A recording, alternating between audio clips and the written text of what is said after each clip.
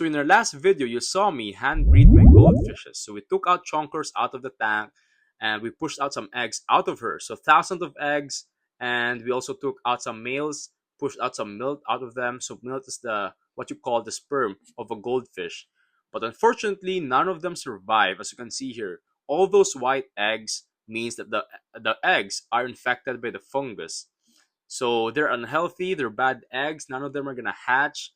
And honestly, I'm not too worried about that. I don't feel too bad because it was my first time doing this. It was my first time hand breeding goldfishes or breeding them in general. And yeah, I didn't know what to expect. And honestly, I didn't know how to take care of the eggs really well. That's probably why they got infected by the fungus. And yeah, I should have done more water changes regularly every day, and I wasn't really consistent with that, and I thought it was going to be okay. At least I'm going to have some eggs survive. But unfortunately, all of them were bad. All of them got infected with the fungus, and none of them were fertilized in the end and hatched. And also, I don't think I would have been able to sustain keeping the eggs or the baby fries because I really don't have an extra space here in the garage to keep the baby goldfishes. So as you can see, there's like thousands of eggs, and if even just half of them hatch or 30% of them hatch, that's still gonna be a lot of baby goldfishes. And I really don't think I would have been able to take care of all of them. It's gonna be a lot of costs. I'm gonna have to invest in some baby brine shrimp, maybe to keep them healthy, or even if I opt to have a cheaper option for the food or the feeds, that's still going to be an extra cost. And also, they were crossbreeds between a Ranchu and an Oranda. Basically, that's just an Oranda with a big wen in the end. I'm not entirely sure. I'm not an expert goldfish breeder, but if ever I am going to breed goldfish, I want it to be pure Ranchus because I love how the Ranchus look. I think they are the cutest, and that is also the reason why I have two baby ranchos. So I'm trying to grow them out, and I'm hoping that one of them is going to be a male at least. And if both were males, that's a lot better because I have two female ranchos right now. That's Pumpkin and Chonkers. So yeah. So now I'm just cleaning this tub, removing all the eggs. It was kind of hard to scrape off the eggs because they're really stuck on the surface of the tub. So I'm using this pressure wash. I'm just trying to push out all of the eggs sticking, but even in the end, I had to actually use a scraper to take some of the eggs out. So now it's clean. I also cleaned up this hose and then this air stone. So I'm just gonna take you with me because we're gonna be doing some maintenance in this 15-gallon tank. This is our community tank, just full of live bearers, of some guppies, mollies, and platies, and even some shrimps. And as you can see, the water is really cloudy. I haven't done a water change in here for like 2 weeks already, and it is well established. There's no signs of ammonia spikes. There's no signs of fishes getting sick. But just to be sure, just to keep the water healthy and clean for the fishes, we're gonna do a water change. So as you can see, Mr. Shrimp here and another shrimp doing their jobs, trying to clean the tank. But yeah, it's kind of foggy. There's a lot of floating debris, and there's a lot of babies also. This is kind of overstocked already. I'm gonna have to move out some of the babies or even some of the adults. I might give them a separate tank or separate tub to breed because they are breeding a lot. That's one thing you have to remember or consider if you're planning to get some guppies, mollies, or platies, any live bearers. They are very prolific breeders. And yeah, I want the water to be a bit more clearer, and that's why we're gonna do a water change. So let's go.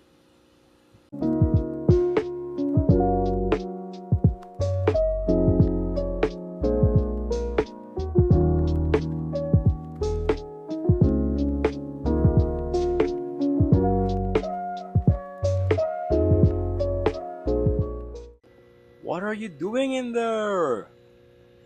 What are you doing in there? So we suck out one of the fries, and it's just in this tub chilling, but we're gonna put him back in. So this 15-gallon tank is the only tank that has duckweed in it. And the reason why I placed duckweed in here and let it grow out is because I have a lot of plants in this, and unfortunately some of the plants have grown some green algae and hair algae, and I didn't like how that looked, and it was kind of taking over all of the plants. And duckweed helps with that, so it sucks up a lot of excess nutrients from the water column, and also kind of dims the light for the plant. So it covers the surface, allowing less light to come through, stopping the algae from, growing or photosynthesizing. So I took out like 30% of the water from this tank for the water change, and we also took out a lot of duckweed.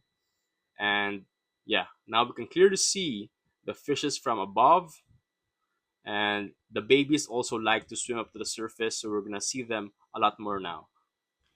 And as you can see, there they are. They're swimming up to the surface looking for food. Those baby fishes, super cute. They do like to swim up to the surface and wait for food to fall down. So many of them already. So now we're gonna fill this tank with water. I'm using this DIY water diffuser. It's gonna stop any hard water pressure stirring up the tank. And I also made this for my water changing. I'm not sure what you call this, but it is a connector for the hose. So I also add that connector at the bottom for the garden hose. And for the female connector from the garden hose, I replaced it with this. So as you can see, there's no water coming out because this is an automatic stop if there's no connector connected to it. So if you remove it from the garden head, it's just gonna stop the water from coming out of the hose. So yeah, very convenient and really made doing water changes a lot more easier and a lot more efficient for me. And of course, we're gonna be using water conditioner. Since we're not using any reverse osmosis water or fresh water, we're gonna have to use water conditioner to remove all those chlorine in the water column because those are toxic for the fish.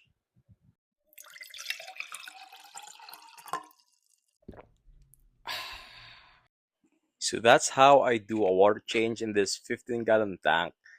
And like I said, I haven't done a water change in this tank for almost 2 weeks already. So as you can see, just because the water got stirred up a bit, it is kind of cloudy. You can see like small debris floating around the tank.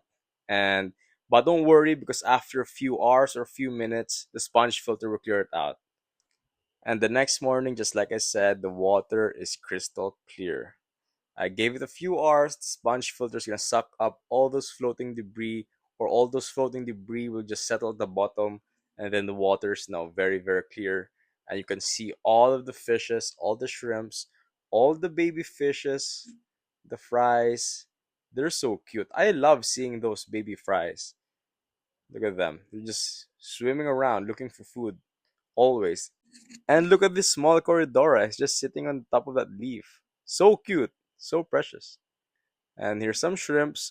Actually, one of my shrimps was egg bound just a few days earlier, or maybe like a week.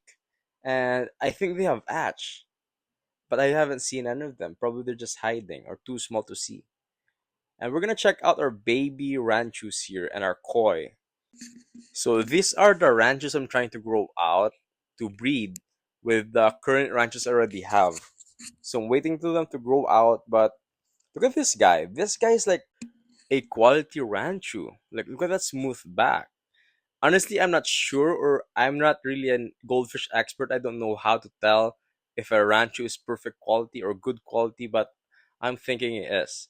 And this guy, that's the koi, and this guy, the other rancho, is a chonky rancho. He has that big bump at the back of his butt, but I don't think that's gonna be any problem. But look at this guy; he's like significantly fatter compared to the other guy. And here's our koi. Of course, is very fast at swimming compared to the ranchos because he has all those larger fins and dorsal fin, and he does have a flared gills, but that's normal.